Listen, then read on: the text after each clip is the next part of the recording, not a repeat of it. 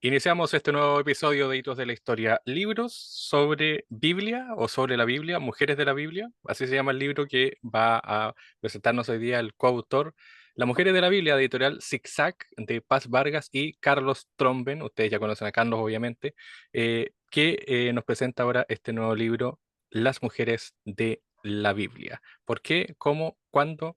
¿Hacia dónde va el libro? Eso nos va a comentar hoy día Carlos. ¿Cómo estás? Bienvenido. Hola Armando, buenas tardes. Muchas gracias por la invitación. Bueno, hablemos de la motivación para escribir un libro sobre mujeres de la Biblia. No sé si es tan tratado el tema y también por qué tú y Paz decidieron buscar esas mujeres que son parte de algo tan tradicional como la Biblia, pero que están un poco escondidas, por así decirlo. Mm, Bueno, partió hace muchos años este proyecto. En el 2018 nosotros vivíamos en Barcelona. Paz estaba haciendo un magíster de edición en la Universidad Autónoma de Barcelona, una formación muy interesante y muy práctica desde el punto de vista de lo que se hace en la industria editorial profesional a la escala de España y de la Unión Europea. Entonces el magíster de ella, de edición, consistía en la tesis de título y el trabajo final consistía en desarrollar un libro como tal, como libro, ¿no? Es decir, escoger un texto inédito, diagramarlo, armarlo como libro, diseñar una portada e imprimir en una imprenta profesional un ejemplar cero. Entonces, entre los manuscritos que había o posibilidades de algún manuscrito inédito que tuviéramos cerca, yo tenía algunos posteos que hice, que había hecho años antes, 2 o 3 años antes en Facebook, eh, en la época más interesante de Facebook quizás, se llamaba La Biblia para Ateos. Y había una serie de pequeñas viñetas sobre personajes emblemáticos de la Biblia. Y de ahí sacamos el tema de las mujeres porque ya en ese año 2018 el movimiento 8M, una serie de iniciativas importantes en términos de los derechos de las mujeres y de sus reivindicaciones, ya estaban sobre la mesa con mucha fuerza. Entonces escogimos solamente de aquellas viñetas que no me acuerdo cuántas fueron, habían sido unas 6 o 7, Job, Noé y los personajes femeninos, escogimos solamente a las mujeres y los que estaban más desarrollados, más de la historia. Y ahí ella hizo, no sé, una escrita con unas 3 o 4 historias. Y esa es la génesis, y le fue súper bien en la defensa de este trabajo ante una comisión, y uno de los miembros de la comisión le comentó que el libro, o sea, que el proyecto perfectamente podía ser un libro impreso. Y quedamos con la idea de hacerlo, pero después, claro, vino la pandemia, vinieron una serie de situaciones complicadas para la industria editorial y pospusimos, se nos olvidó. Y hace el año pasado fuimos contactados con la editorial Zigzag, antepasado, para presentar proyectos y estaba este en el tintero relativamente avanzado, aunque le quedaba mucho trabajo todavía. Y de ahí viene. Por eso decidimos hacer Las Mujeres de la Biblia porque un proyecto que ya estaba y que a nosotros nos atraía mucho en muchos planos, ¿no? Uno de ellos es el tema de las mujeres, de cómo un libro tan tradicional y tan emblemático de nuestra cultura eh, representa a las mujeres, cómo están representadas en ese libro, que es eminentemente masculino. Entonces, ahí partió, ese es el punto de partida. Como dice la contraportada de Borges, creo en la teología como literatura fantástica, es la perfección del género. Y tú comentas ahí en la entrada del libro Mm, que tú mm, también, obviamente, no crees, mm.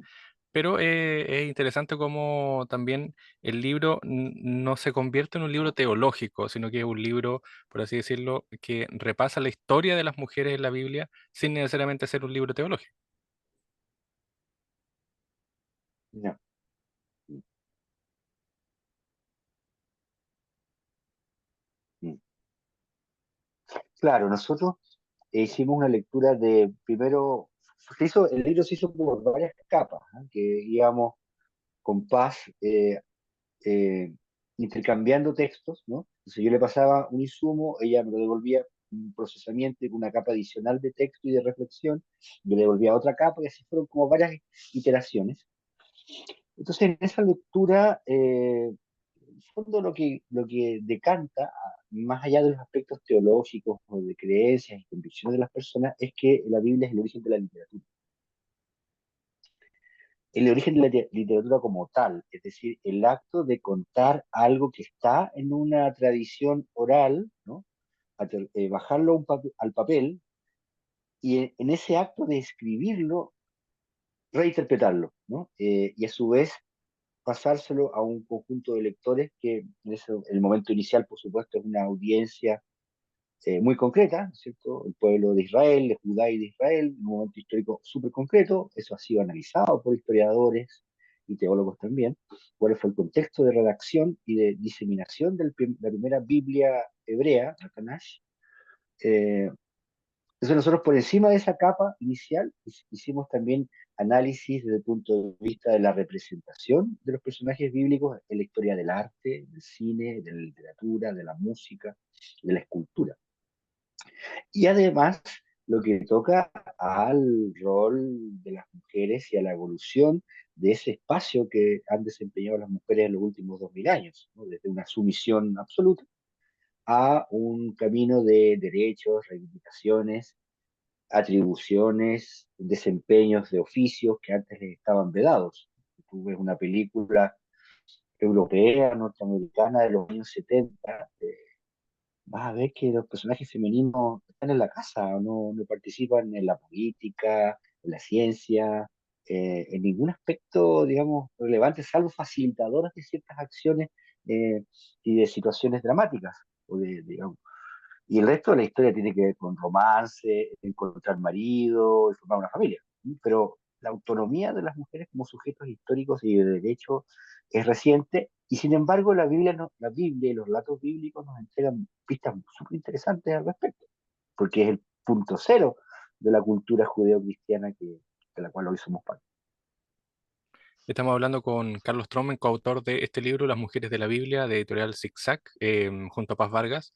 Y claro, tú lo decías, el punto cero muchas veces de la Biblia, e incluso es el Génesis con Eva. Pero obviamente el libro Sí, deja claro que sí, hay una perspectiva masculina también que describe a Eva más que una perspectiva femenina describiendo a la primera mujer que la sí, Biblia dice apareció en el claro. mundo.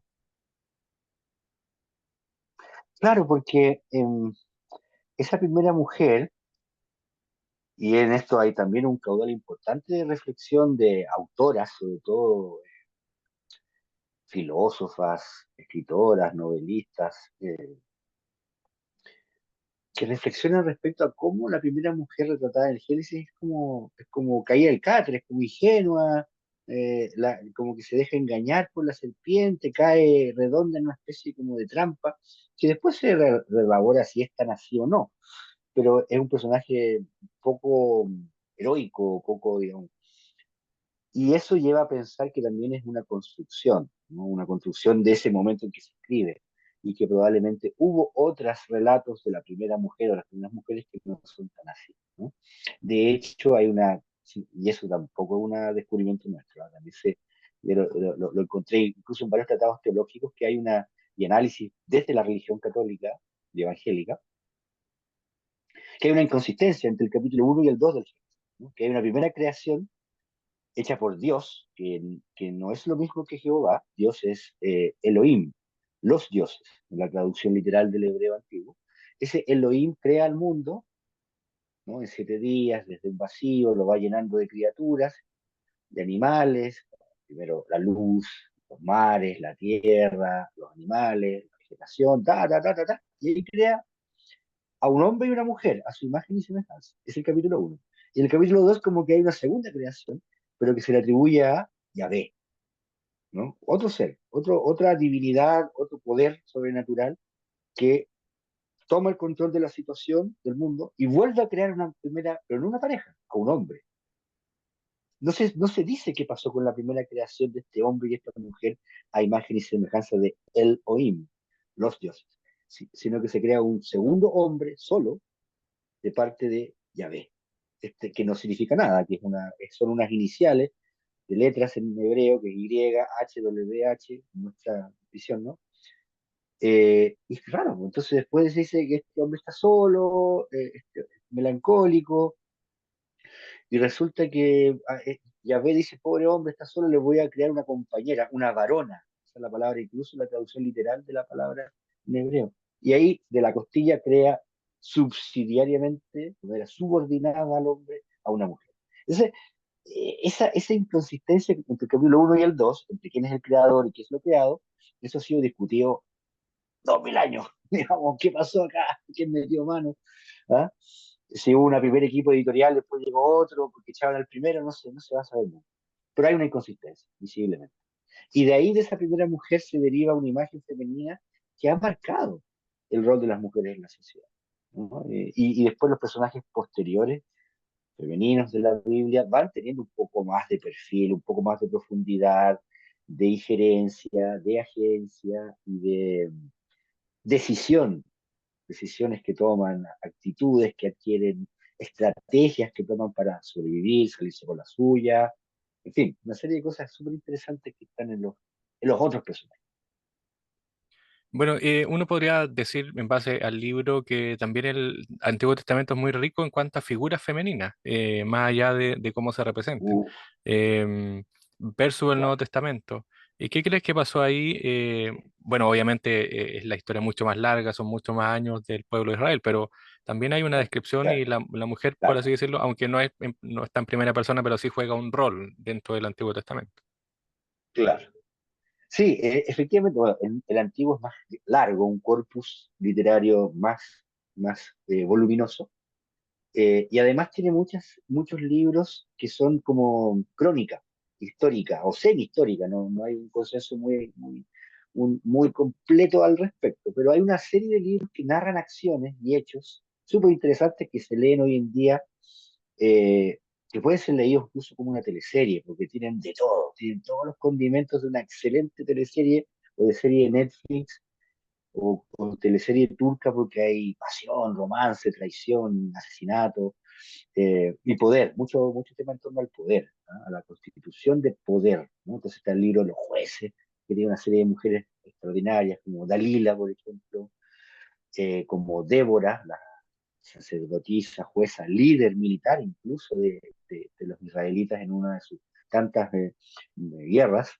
Está ya en el periodo de los reyes, todas las mujeres que están en el entorno de David, que tuvo muchas esposas y concubinas, ¿no? Y de Salomón, ¿no? Entonces hay todo un tema cortesano ahí de intriga en que las mujeres, y los hombres también, pero en el caso que nos convoca, ¿no es cierto?, las mujeres que toman parte de esas situaciones son extraordinarias, son inteligentes, son astutas, ¿no? Algunas son medias espías también, toman decisiones.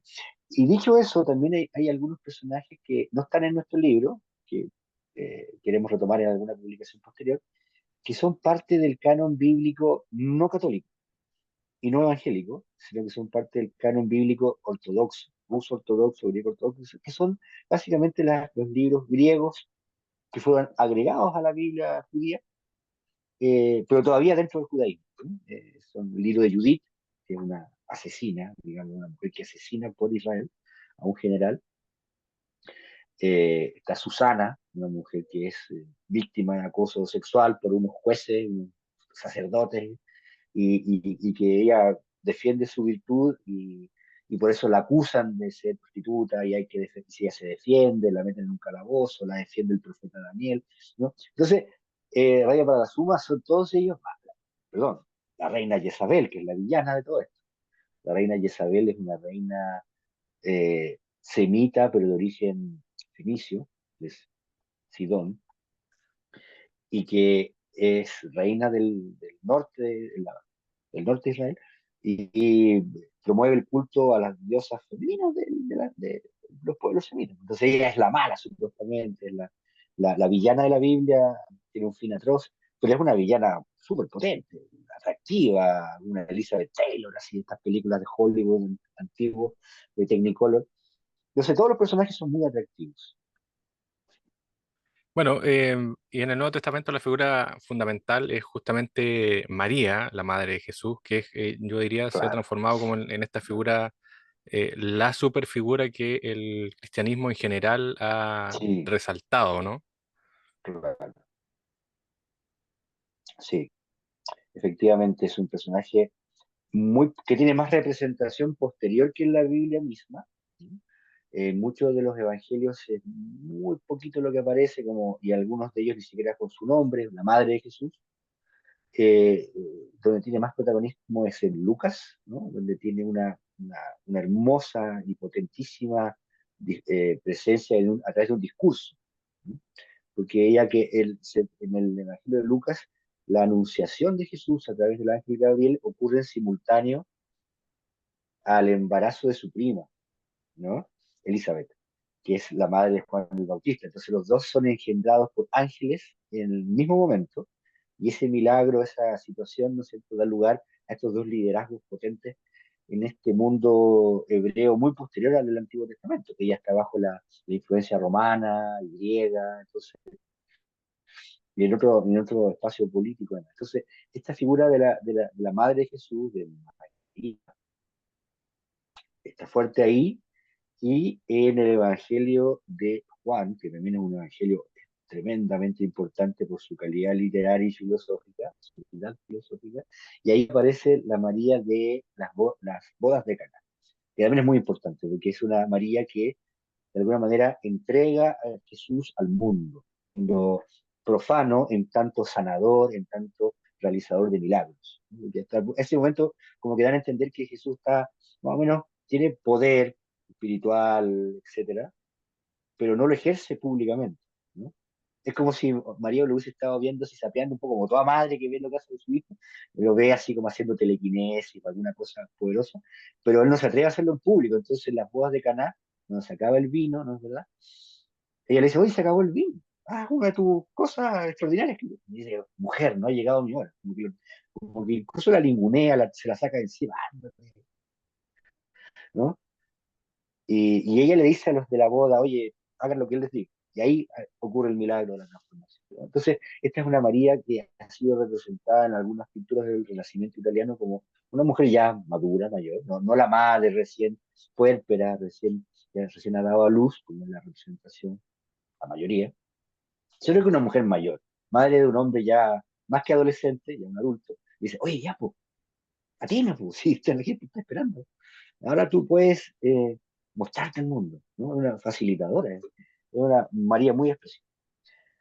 Y claro, pues a partir de esta madre milagrosa y a la vez que tiene un rol importante en este evangelio, en otros no, se crea esta figura universal que está tanto en la iglesia ortodoxa, griega,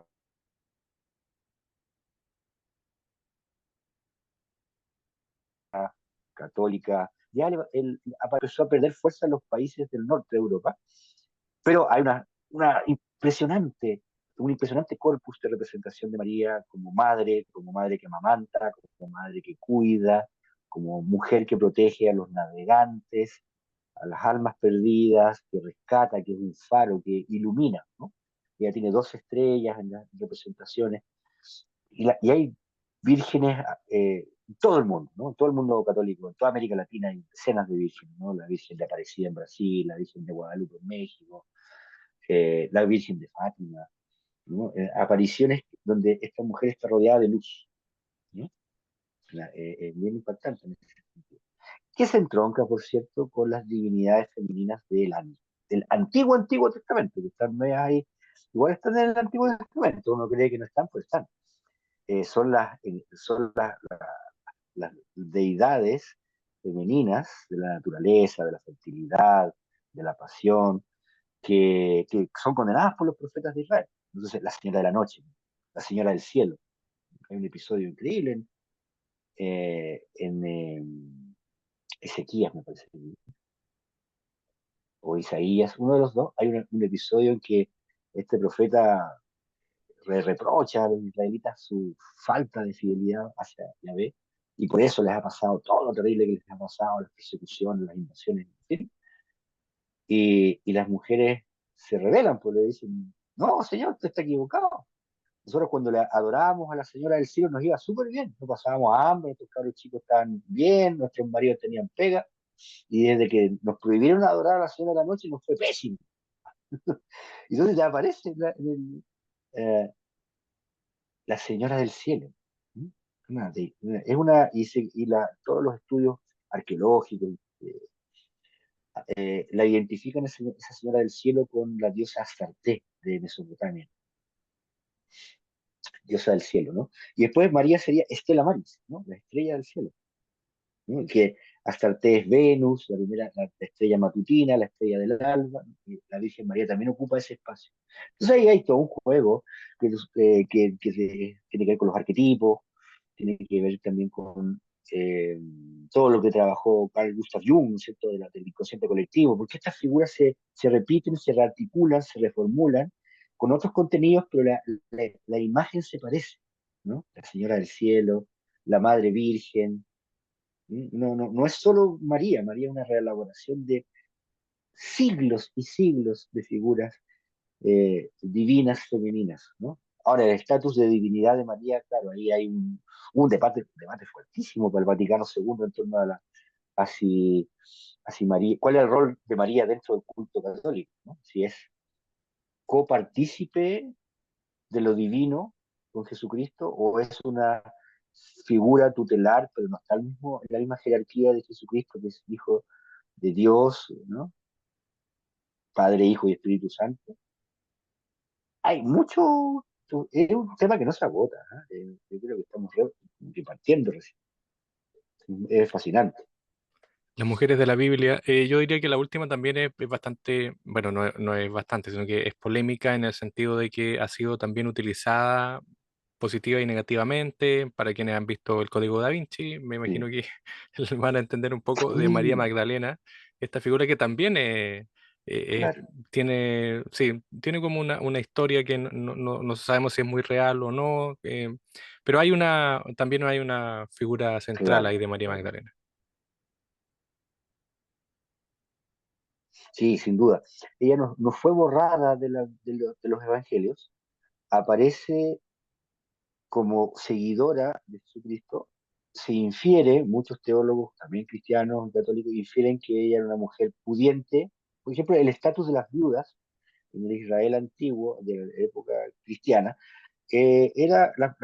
las viudas de cierto patrimonio tenían bastante autonomía, ¿sí?, en relación a una mujer casada. Entonces se infiere que María tiene bienes personales porque ayuda al grupo de seguidores de Jesucristo, como digamos, los apoya con la logística, y se suma a los seguidores y seguidoras, porque se cree que Jesús tenía muchas más seguidoras que seguidores, ¿no? Se conectaba muy preferencialmente y de manera muy especial con las mujeres.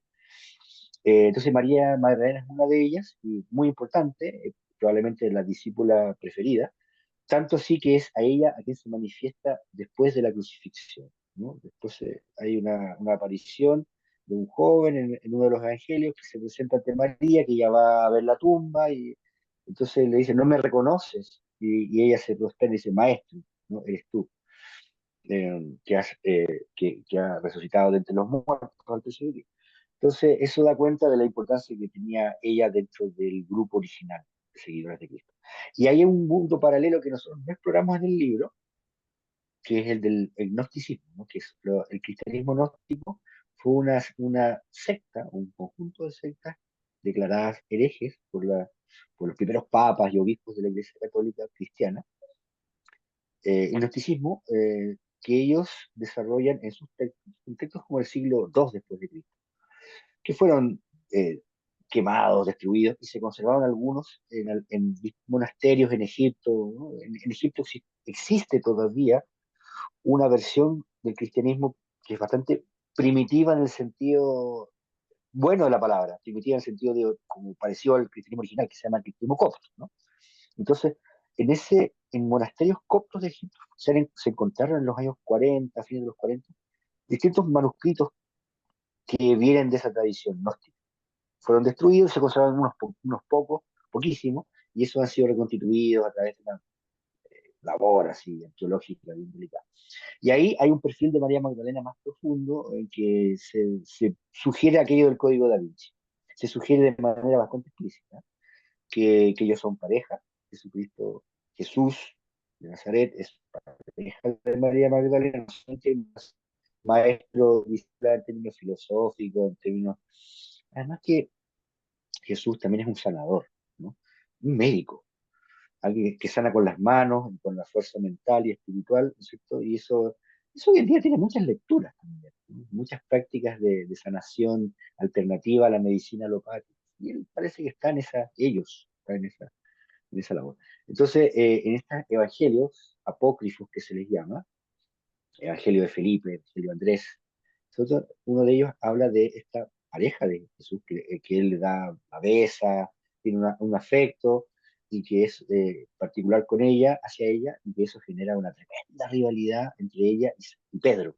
Simón Pedro, el pescador, el padre de la iglesia. Bla, bla, bla. Entonces, Pedro es el que le hace la guerra, el que la expulsa, el que, ¿no? Que dice que ella miente, que ella es intrigante. Y eso están esos textos de que son, como digo, del siglo II después de Cristo, o sea, son antiquísimos, escritos en letras griegas, pero en idioma egipcio.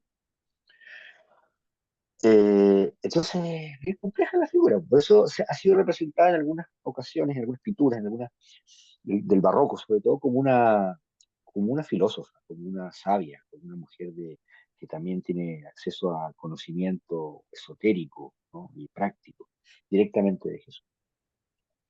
Ahora, claro, si hubo ahí, como dice el Código da Vinci, o sugiere que María Magdalena se va a Francia y tienen una hija, y por eso Francia es la hija predilecta de la iglesia, y todo ese cuento, ahí no lo sé. Ya es más especulativo, ¿no?